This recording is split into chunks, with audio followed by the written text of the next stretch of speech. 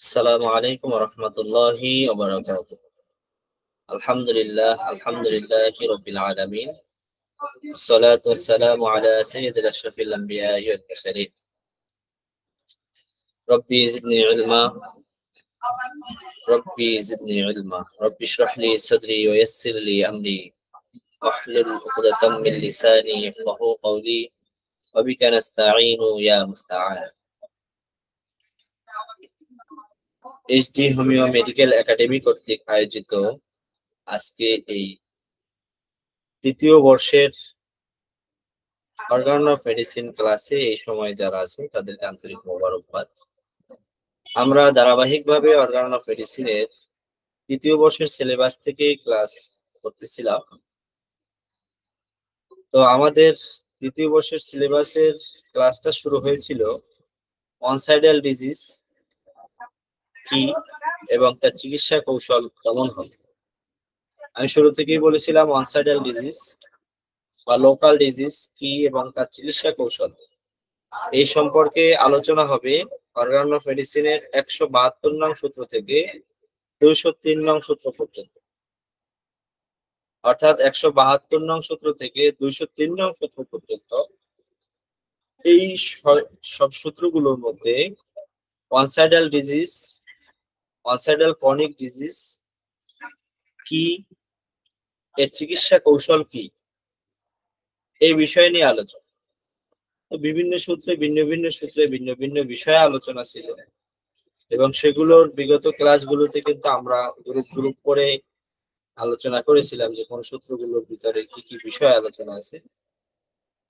সেই হিসাবে আজকে আমাদের আলোচনা 191, 192 ও 193 এই তিনটা সূত্র। এই তিনটা সূত্রে হ্যানিমান স্যার কি আলোচনা করেছেন সেগুলো একটু আমরা দেখি, এরপরে আমরা আমাদের বিগত সূত্র থেকে একটু রিভিশন দিয়ে নিব। অর্গান অফ মেডিসিনের 191 নং সূত্রে বলা আছে ঔষধের অভ্যন্তরীণ প্রয়োগের দ্বারাই বাহ্যিক লক্ষণ দূরীভূত হয়। আমরা জানি চিকিৎসা বিজ্ঞানে বা চিকিৎসা পদ্ধতিতে কোন চিকিৎসা পদ্ধতিতে রোগের খাবার ঔষধের সাথে সাথে অরাল ঔষধের সাথে সাথে বাহ্যিকভাবে কিছু ঔষধ প্রয়োগ করা হয়।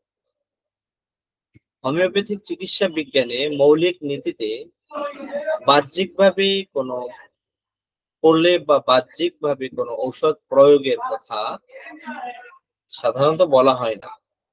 কিছু কিছু ক্ষেত্রে বলা আছে, যেমন যে সমস্ত বিষয়গুলো কোনো অ্যাক্সিডেন্ট, কোনো ডিজিজ নয়, যেমন কারো কোনো দুর্ঘটনার কারণে কেটে গেল, ছিঁড়ে গেল, ফেটে গেল, ব্লিডিং হলো, পুড়ে গেল, এই যে অবস্থা, এগুলো তো কোনো রোগ নয়, এগুলো তো অ্যাক্সিডেন্ট। তো অ্যাক্সিডেন্ট হলে সেখানে কিছু ম্যানেজমেন্টের কথা বলা আছে। আপনার বাহির থেকে কোনো ফরেন একটা কিছু ঢুকছে, একটা প্যারেক ঢুকলো, একটা লোহা ঢুকে গেল, সুচ আলপিন ঢুকে গেল, এখন এটা ঢুকে গেল, এটা তো কোনো রোগ নয়, এটা তো একটা অ্যাক্সিডেন্ট। তো অ্যাক্সিডেন্ট হয়ে গেছে, এখন এখানে কাজ কি? এখন এখানে কাজ হলো ফরেনটাকে বের করে, প্যারেকটা বের করে ফেলতে হবে। সুচ আলপিনটাকে যদি টান দিয়ে সহজে বের করে ফেলা যায়, বের করে ফেলতে হবে। অথবা সেটা যদি এমন হয় যে কি একটু মাসেলটা বা স্কিনটা একটু কেটে বের করতে হবে, সেটা লোকাল ভাবে যে কাজটুকু করা দরকার সেটুকু আমাকে করতে হবে। তো এটা তো রোগ না, এটা অ্যাক্সিডেন্ট, এটা ম্যানেজমেন্ট। এই ম্যানেজমেন্টের কথা কিন্তু অর্গান অফ মেডিসিনে বলা হয়েছে, যেটা আমরা বিগত ক্লাসে আলোচনা করেছিলাম। 186 নম্বর সূত্রে এই বিষয়টা কিন্তু আলোচনা রয়েছে। ওখানে বলা আছে স্থানীয় পীড়ায় প্রয়োজনে সার্জারি সহযোগিতা নিতে হবে, এখানে বিস্তারিত আলোচনা ছিল। তো কোনো অ্যাক্সিডেন্ট, কোনো দুর্ঘটনা হলে সেখানে যদি আমার কোনো সার্জিক্যাল প্রয়োজন হয় সেটা আমি করব, বাহ্যিক কোনো প্রলেপের প্রয়োজন হলে সেটা আমি দিব। অর্থাৎ কোনো দুর্ঘটনা বা অ্যাক্সিডেন্টের ক্ষেত্রে যদি প্রয়োজন হয় বাহ্যিক প্রলেপ বা বাহ্যিক কোনো মেডিসিন প্রয়োগ করে, সেটা করা যায়। কিন্তু যেটা অনসাইডাল ক্রনিক ডিজিজ, তাহলে এই যে অনসাইডাল ক্রনিক ডিজিজ, সেই ক্ষেত্রে কিন্তু বাহ্যিক কোনো মেডিসিন বা বাহ্যিক কোনো প্রলেপ দেওয়া যাবে না। সেক্ষেত্রে শুধুমাত্র অরাল বা খাবার ওষুধের মাধ্যমে সেই ট্রিটমেন্টটা করতে হবে। যে বিষয়টা 91 নম্বর সূত্রে এই বিষয়টা স্পষ্ট করছেন যে ঔষধের অভ্যন্তরীণ প্রয়োগের দ্বারাই বাহ্যিক লক্ষণ দূরীভূত হয়। অর্থাৎ নন-সাইডাল ডিজিজ যেগুলো, অর্থাৎ লোকাল ডিজিজ যেগুলো বাহিরে একটা গোটা, আমি গত ক্লাসে অনেকবার উদাহরণটা দিয়েছি যে লাইপোমা জাতীয় যে টিউমার গুলো, তো এই টাইপের টিউমার অথবা বাহিরে একটা গোটা নরম তুলতুলে গোল, হ্যাঁ, মাকড়সার ডিমের মতো একটা আসিল, কোনো ব্যথা নাই, জ্বালা নাই, চুলকানি নাই, কোনো সমস্যা নাই, একটা আসিল ওখানে রয়েছে। তো সেই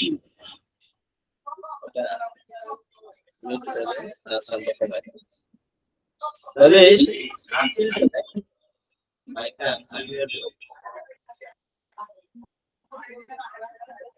সেই আঁচিলটা কি বাহ্যিক কোনো মেডিসিন প্রয়োগ করে ভালো হবে না, সেটাকে খাবার ওষুধ দিয়ে, অরাল ঔষধের মাধ্যমে সেই ক্রনিক কেসটা বা ক্রনিক রোগীটা ভালো হবে। সেটাই 191 নম্বর সূত্রে বলা হয়েছে যে ঔষধের অভ্যন্তরীণ প্রয়োগের দ্বারাই বাহ্যিক লক্ষণ দূরীভূত হয়। বাহ্যিক যে লক্ষণগুলো আছে এগুলো খাবার ওষুধের মাধ্যমে অভ্যন্তরিক ভাবেই সেটার আরোগ্য হয়। সেটার উদাহরণটা এই 191 নম্বর সূত্রে এই বিষয়টি আলোচনা করেছে। 192 নম্বর সূত্রে কি বলছেন যে স্থানীয় পীড়ার চিকিৎসায় পূর্ণাঙ্গ রোগী চিত্র অঙ্কন করতো সদৃশ ঔষধ প্রয়োগ করতে। অর্থাৎ লোকাল ডিজিজ বা স্থানীয় ডিজিজের ক্ষেত্রে আমাদের কি কি করতে হবে? আর আমরা কিন্তু বলেছিলাম বিগত ক্লাসে বা বিগত সূত্রে হ্যানিম্যান স্যার বলেছেন যে স্থানীয় বা লোকাল ডিজিজ, ওয়ান-সাইডাল ডিজিজ, এরা কিন্তু প্রকৃতপক্ষে ক্রনিক ডিজিজ। ক্রনিক ডিজিজের ট্রিটমেন্ট কৌশলটা কেমন হবে? অবশ্যই পূর্ণাঙ্গ একটি রোগীলিপি হবে। পূর্ণাঙ্গ একটি রোগীলিপি অঙ্কনের পরেই সেই ট্রিটমেন্টটা করতে হবে। পূর্ণাঙ্গ রোগীলিপি না করে ক্রনিক ডিজিজের ট্রিটমেন্ট করা যায় না। পূর্ণাঙ্গ রোগীলিপি না করে ক্রনিক ডিজিজের ট্রিটমেন্ট করলে সেই ট্রিটমেন্ট পারফেক্ট হয় না এবং রোগী আরোগ্য করা সম্ভব হয় না। তো সেই বিষয়ে 192 নম্বর সূত্রে বলছেন যে স্থানীয় পীড়ায় কিন্তু আমাকে একটি পূর্ণাঙ্গ রোগী চিত্র অঙ্কন করতে হবে। পূর্ণাঙ্গ রোগী চিত্র অঙ্কন করে আমাকে কি করতে হবে? রোগীকে চিকিৎসা দিতে হবে। তাহলেই কেবলমাত্র রোগী আরোগ্য হবে এবং সেটা রোগ যত জটিলই হোক না কেন সে রোগী ইনশাআল্লাহ আরোগ্য হবে। হোমিওপ্যাথিক সঠিক ধারায়, সঠিক নীতিতে, হোমিওপ্যাথিক ইথিক্স মেনে যদি পূর্ণাঙ্গ টেস্টিং করা হয় এবং চিকিৎসা করা হয় তাহলে রোগী অবশ্যই ভালো হবে। 192 নম্বর সূত্রে এই বিষয়টা বলা আছে। 193 নম্বর সূত্রে কি বলছেন? ঔষধের অভ্যন্তরীণ প্রয়োগ একই সাথে স্থানীয় সাধারণ লক্ষণ দূরীভূত করে। অর্থাৎ ঔষধের অভ্যন্তরীণ যদি আমরা প্রয়োগ করি, অরাল মেডিসিন আমরা দেই, খাবার ঔষধ দেই, এর মাধ্যমে যেমন লোকাল বা অনসাইডাল ক্রনিক ডিজিজটা যেমনি ভাবে ভালো হবে, ঠিক একই ভাবে জেনারেল ভাবে যে সিমটম গুলো রোগীদের কষ্টগুলো থাকে সেগুলোও ভালো হবে। দুইটা রোগী সেরে যাবে যদি তার একটি পূর্ণাঙ্গ কেস টেকিং করা হয়, একটি সুন্দর সঠিক রোগীলিপি অঙ্কন করা হয়, হোমিওপ্যাথিক নীতি মেনে সূক্ষ্ম সদৃশ শক্তিকৃত একক মেডিসিন প্রয়োগ করা হয়, তখন রোগীর সমস্ত লক্ষণই চলে যাবে, রোগী আরোগ্য হবে। সেটা লোকাল অনসাইডাল ক্রনিক ডিজিজ হোক অথবা অন্য ক্রনিক ডিজিজ হোক, সেটা রোগী সেরে যাবে। কখন সেরে যাবে? যদি রোগীকে এক হোমিওপ্যাথিক নিয়ম নীতি মেনে তার একটি পূর্ণাঙ্গ রোগী চিত্র অঙ্কন করা হয় এবং হোমিওপ্যাথিক একটি পরীক্ষিত, সুস্থ মানবদেহে পরীক্ষিত শক্তিকৃত মেডিসিন সূক্ষ্ম মাত্রায় সদৃশ নীতিতে প্রয়োগ করা হয়, তখন রোগীর সমস্ত লক্ষণ চলে যাবে। লোকাল স্থানিক পীড়াটাও চলে যাবে, অভ্যন্তরীণ ভাবে পীড়ার যে প্রবণতাটাও চলে যাবে, আর তার ভিতরে যে সাধারণ সিমটম গুলো ছিল সেগুলোও চলে যাবে। এবারে 194 নম্বর সূত্রের বিষয়টা একটু হালকা বলি।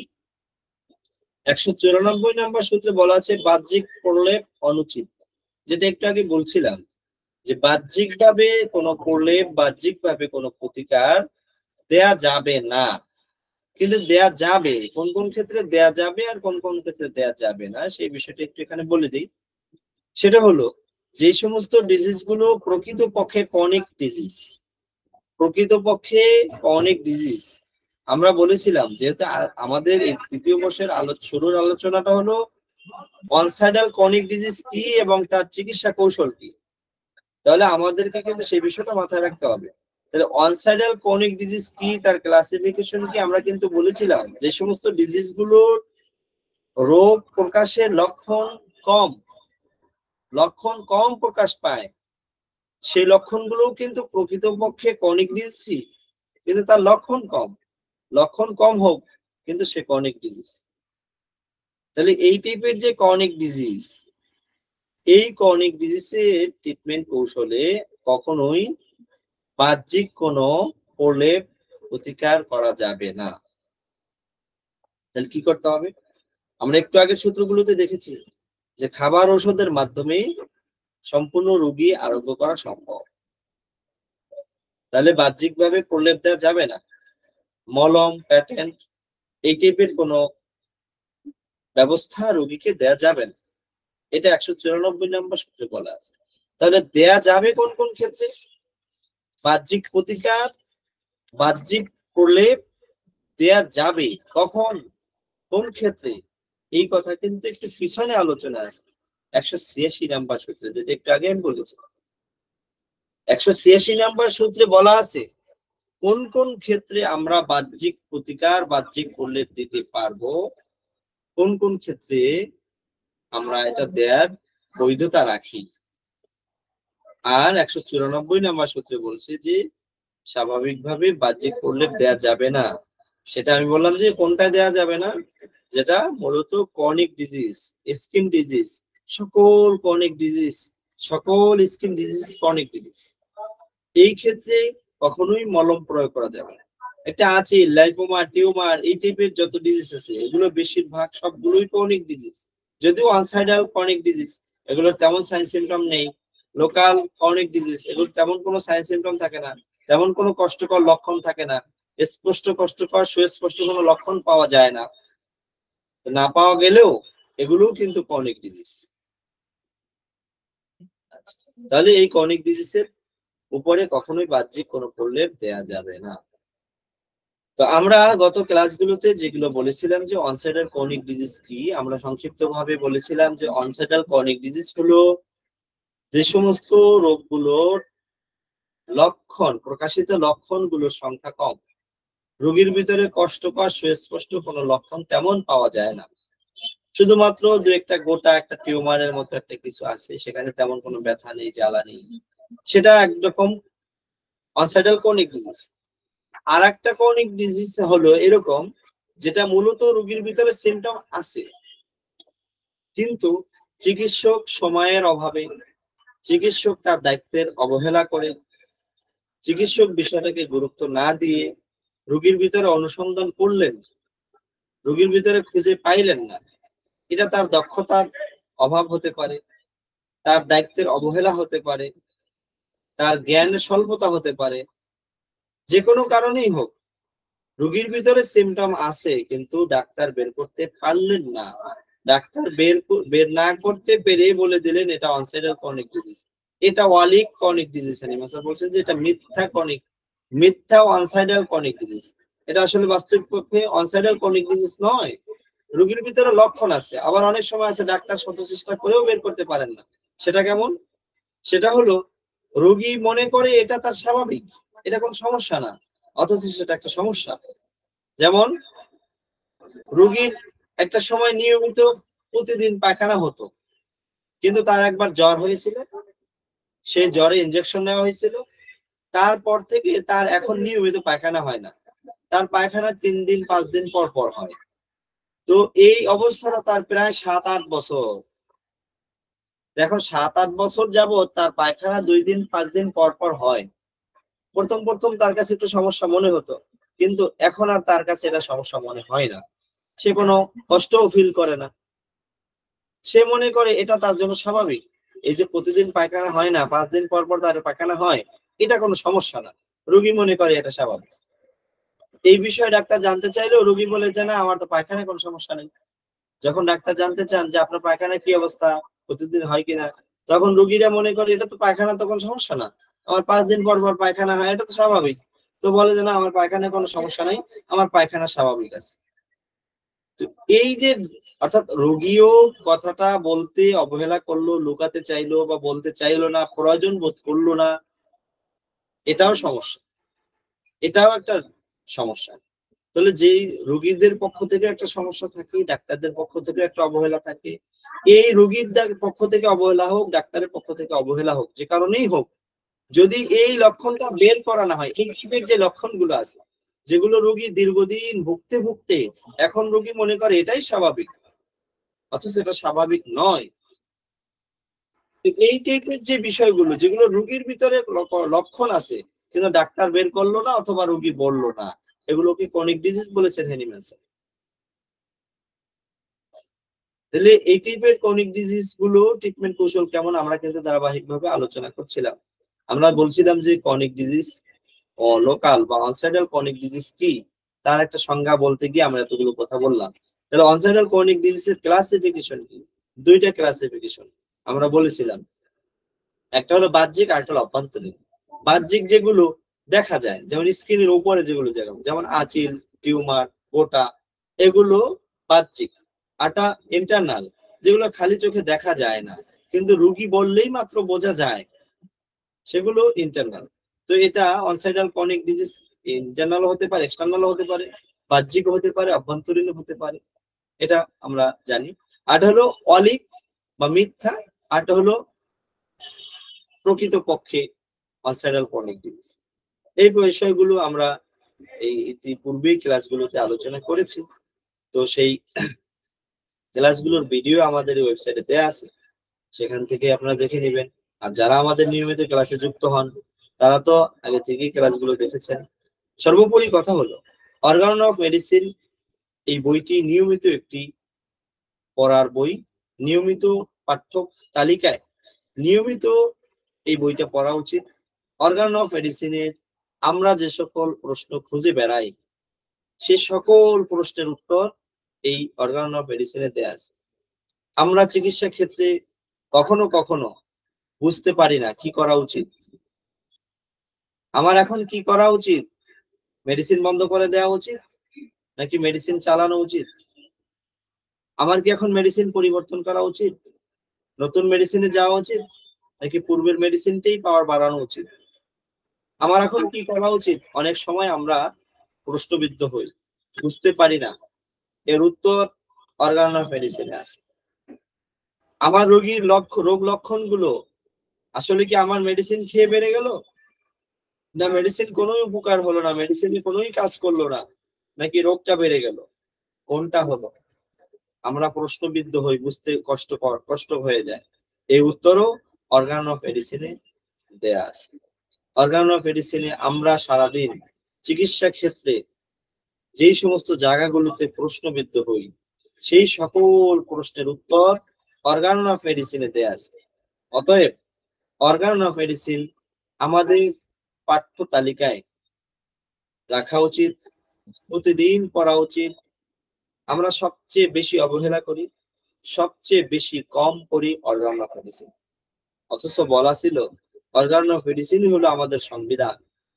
আমরা সংবিধানকে যত বেশি পড়বো, অত বেশি হোমিওপ্যাথিক নীতিকে বুঝতে পারবো, ল অফ হোমিওপ্যাথিক, এই হোমিওপ্যাথির ল গুলোকে আমরা বুঝতে পারবো, এবং সেই অনুযায়ী আস্তে আস্তে আমাদের প্র্যাকটিসটা অনেক সুন্দর মার্জিত হবে, এবং আমাদের রোগীদের সাকসেস, সফলতার সংখ্যা দিন দিন বৃদ্ধি পাবে, এবং নিজেদের ভুল কোথায় কোথায়, ব্যর্থতার জায়গাগুলো আমরা বুঝতে পারবো, নিজের ভুল নিজেই অনেক সময় মার্ক করতে পারবো যে এটা আমার ভুল ছিল পূর্বেরটা।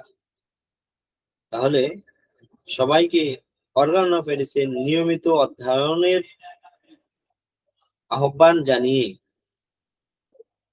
এসডি হোমিও মেডিকেল একাডেমি কর্তৃক এই অনলাইন টিউশনের পক্ষ থেকে আজকের ক্লাসে যারা উপস্থিত ছিলেন তাদেরকে মোবারকবাদ জানিয়ে অর্গান অফ মেডিসিনের ৩য় বর্ষের ক্লাস 91, 92, 93 অর্থাৎ 191, 192, 193 নং সূত্রের আলোচনা আজকে এ পর্যন্তই রাখছি।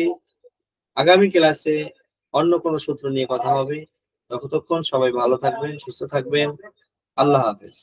আসসালামু আলাইকুম ওয়া রাহমাতুল্লাহি ওয়া বারাকাতুহু।